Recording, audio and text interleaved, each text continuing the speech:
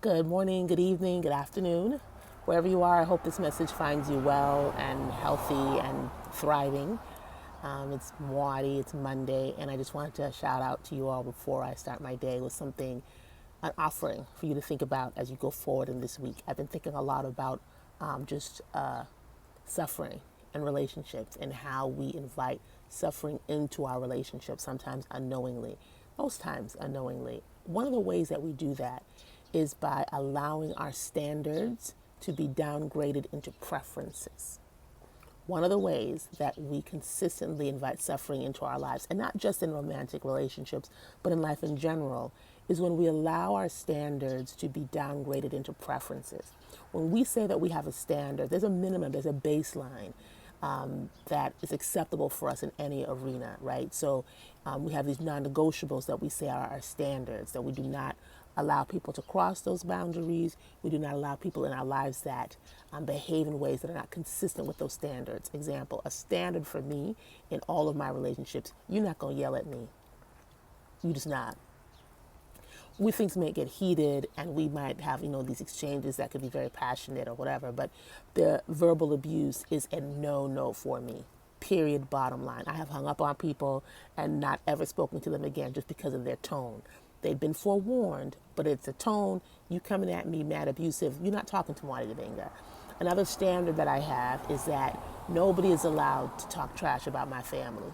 Period, bottom line, the end. Now, we may get into it from time to time because that's my family, but I don't care who you are.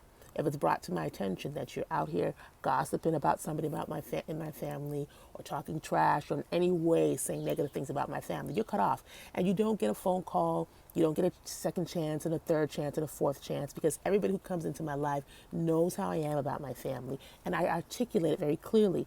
If you come from my family, you're out. That's it.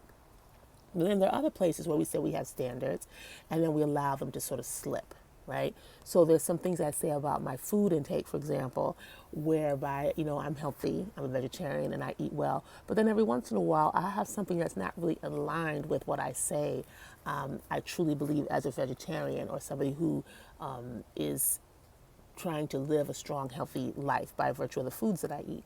So I have preferences when it comes to my food. I have standards. I don't eat meat. Period, bottom line. But then there's the gray area of standards. Sometimes I'll do better, sometimes not so much, right?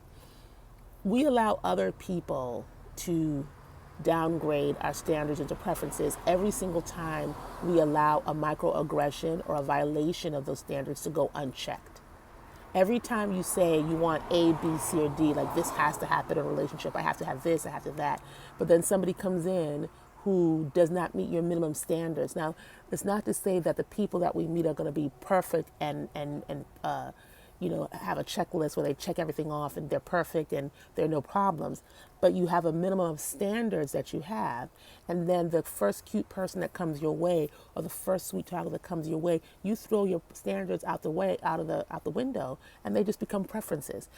The word standard has an energy to it. A standard has a vibe to it, like the word commit. You can want something or you can be committed to something. You can have a standard, meaning this is the baseline that I will accept in this particular area. And if you are not able to live up to this baseline, I'm going to chuck up my juices and you need to go on your way. Or you can have a preference. It'd be nice if this person did A, B, or C, but it's not a deal breaker. It'd be nice if this person did, this or that, but it's not a deal breaker. In order to maintain your dignity, your self-respect, and to minimize, not completely totally eliminate, but minimize your stress and suffering, you have to be willing to stand up and hold your standards strong. You have to be willing to hold people accountable.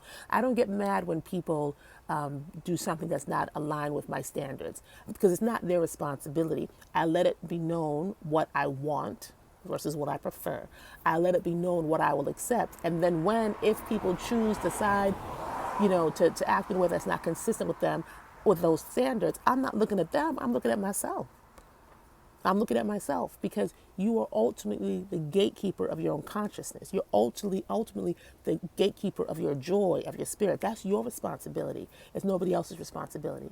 So as we go forward this week and we think about the lives that we are trying to craft for ourselves, and the ways and the areas where people have quote unquote let us down, or people have disappointed us, the first thing we should be asking ourselves is, did I allow myself to downgrade my standards into preferences? Did I hold true to what I said I believed in? Did I hold true to what I said were my core values? Or did I allow myself to be talked out of what I know to be true or what I said to be true in terms of my standards by somebody else? It's nobody else's responsibility to maintain your standards. It's your responsibility to act appropriately when those standards are not met, or where people try to challenge them, or where people try to act in a way that is not consistent with the baseline of what you said is acceptable to you, right? So as we go forward this week, I invite you, and I'm inviting myself to look at your lives. Let's look at our lives and just ask ourselves that empowering question. Where have I allowed my standards to be downgraded into preferences? And how can I make a course correction?